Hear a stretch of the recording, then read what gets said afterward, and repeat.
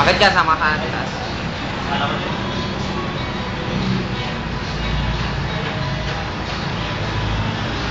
Ay, kasi ako sa akin. Kasi ako sa akin. Gumagawa pa kayo ng KFC. Papagawa pa pagaya ko ng interman. Huwag marunong na pagaya rito. Para saan? May ano kasi ako, nawala yung deduction eh. Nang sasakyan? Oo, tapos nabili na yun eh. Ngayon, hinihingi sa akin deduction na nabili. Pero yung picture ng may-ari nandun sa counter na yan.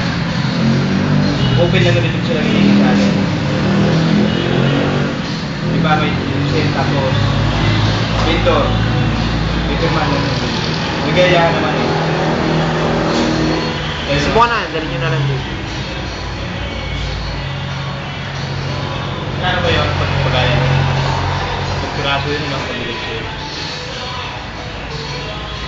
Gagamitin na ba pang transfer? Hindi pa naman. Hinihingi lang ng may-ari. Hindi lang naman kasi. Kasi may-ari kasi nasa Cebu eh.